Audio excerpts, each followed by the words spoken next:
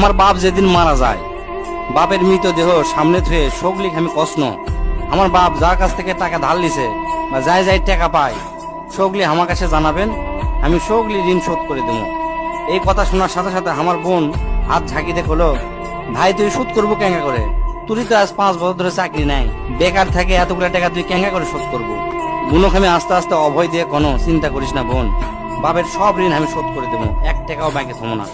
পরের দিন সকালে ঘুমোর থেকে উঠতে না উঠতেই দরজা খুলে দেখি বারিন্দার 4-5 জন লোক বসে আছে, পাওনাদার। দেখে আমার গাও ঘামে উঠলো। অকেরে কি কমো, আমার মুখের ভাষা আসলো না। রাতটা ঠিক মতো পার হবার দেয়নি, আসে হাজির। সামনে যাতে একজন খাড়া হলো, খাড়া হয়ে আমাকে করছে, আমি অমুক ব্যাংকত থেকে আসছি, আপনার বাপ তার বেটা বেটির নামে 20 লাখ টাকা ব্যাংকত থুয়ে গেছে, তাড়াতাড়ি ব্যাংকত আসেন। বাদ বাকি 4-5 জন যারা আছে তারা সকলি করছে আমাকে সমিতিতে আপনার বাপ 20 টাকা করে জমা করেছিল, আরেকজন করছে 50 টাকা করে জমা করেছিল, আরেকজন করছে 100 টাকা করে জমা করেছিল। এল্লার টাকা নেওয়ার জন্য আমাকে সমিতি অফিসে আসেন। পরে সব হিসাব করে দেখি বাপ আমাকে জন্য প্রায় 37 লাখ টাকা জমি থয়ে গেছে। টাকাগুলা হিসাব করতে করতে আমার একদিন রাতের কথা মনে পড়ে গেল। ওই রাতে আমি আমার বাপক কষ্ণ, আপনি ক্যাঙ্কা বাপ, আমাকে ভবিষ্যতে আপনি কোনো চিন্তা আছে? আপনি লাগাতে বাপ আমাকে দরকার নাই, কোনো টাকা পয়সায় দেন না আমাকেও, আমরা চলমো ক্যাঙ্কা করে। বাপ তখন মুস্কি হাসে কষলো, আমি আমার সাধ্য মতোই চেষ্টা করেছি, সময় হলে সব বুঝবার পারবো। সেই দিন ওই বাপের মুস্কি হাসে আমি বুঝবার পারিনি।